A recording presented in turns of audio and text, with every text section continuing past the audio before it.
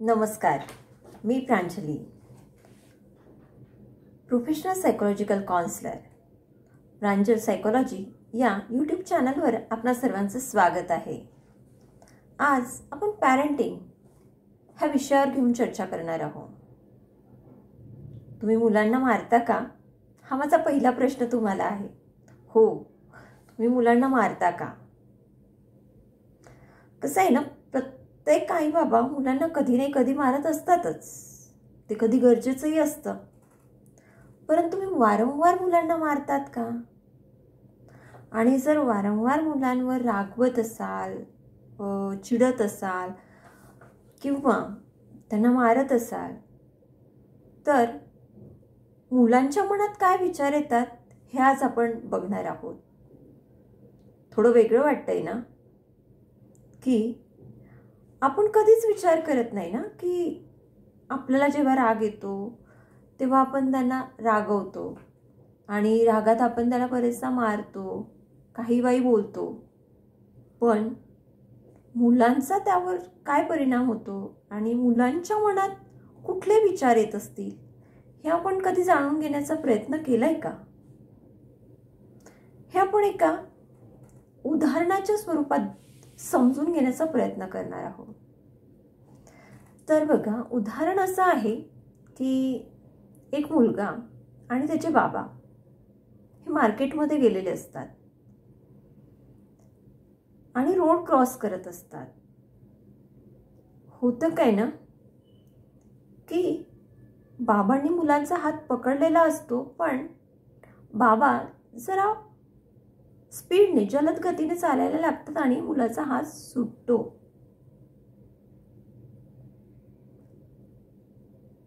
अगदी हलकासा सुटतो, म्हणजे लूज होतो. आणि रोड क्रॉस करत असताना एक बाईक येते आणि त्या मुलाच्या अंगावर जाते. त्या मुलाला थोडासा धक्का लागतो, पण त्याला खूप मोठी अशी दुखापत होत नाही. त्यावेळी त्याचे बाबा काय करतात, त्याला एक जोराची झापट मारतात. मुलगा रडायला लागतो. मग बाबा आणि मुलगा घरी येतो आणि तो मुलगा त्याच्या बाबांना म्हणतो, बाबा, तुम्ही मला का मारलं? माझी काय चूक होती? त्या दिवशी तुम्ही आणि आई सब्जी मंडीमध्ये गेला होता, तेव्हा त्या काकांची गाडी आईच्या पायावर जळून गेली, म्हणून आईला त्याची दुखापती झाली. त्यावेळेस तुम्ही आईला मारलं का? नाही ना. मग तुम्ही मला का मारलं? तेव्हा बाबा म्हणत होते की तू पटपट चालत नव्हतास, रोड क्रॉस करताना पटपट चालायचं ना. त्यावर तो मुलगा बोलला की बाबा, माझे पाय छोटे आहेत, मला एवढ्या स्पीडने चालता येत नाही. पण तुम्ही तर मोठे आहात ना, मग तुम्ही का हळू चालले नाही? प्रेक्षकांनो, मुलाचा त्याच्या वडिलाला हा विचारलेला प्रश्न तुम्हाला योग्य वाटतोय का? हो की नाही हे मला कळवा. आपण दुसऱ्या उदाहरणाकडे जाऊया, की काही कारणाने आईचं आणि बाबांचं भांडण झालं. बाबा ऑफिसला गेले आणि छोट्याशा कारणाने आईने मुलाला खूप मारलं. तेव्हा मुलगा आईला म्हणाला, आई, तू बाबांचा सगळा राग माझ्यावर काढला आणि छोट्याशा कारणासाठी मला बदललंस. आता काल परवा मला टीचरनी रागवलं, मग मी टीचरचा राग तुझ्यावर काढला का? नाही ना. मग तू अशी का वागलीस? मुलांच्या मनात हा सुद्धा प्रश्न आलाय. आपण तिसऱ्या उदाहरणाकडे जाऊया.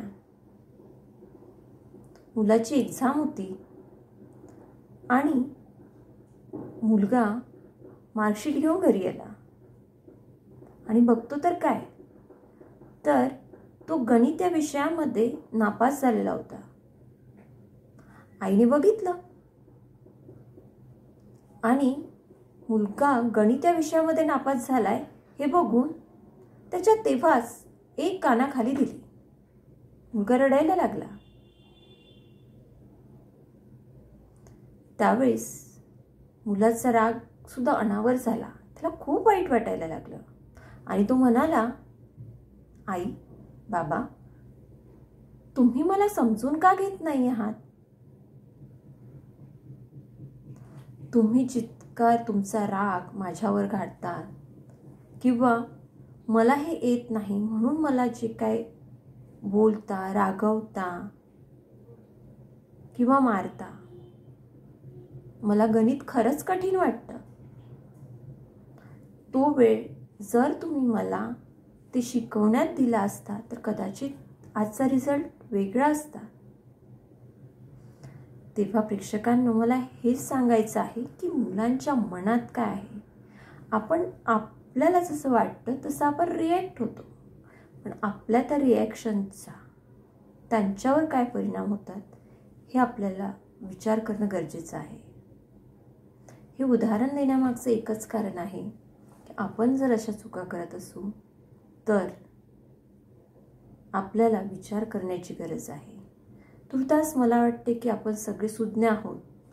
माझ्या या गोष्टीवरून तुम्हाला काय समजून घ्यायचं होतं हे तुम्ही नक्कीच समजून घ्याल आणि याचा विषयाचा टॅग मी असा ठेवते की जागा, पालकांनो जागे व्हा. आणि मुलगा हेच काय म्हणतोय की प्रत्येक गोष्टी मलाच का बोलल्या जातं, मलाच का मारल्या जातं, तुमची काही चूक नाही का? तुमच्या घरीही असं काही होत असेल तर मला नक्की कळवा. तुर्तास आपण इथेच थांबूया.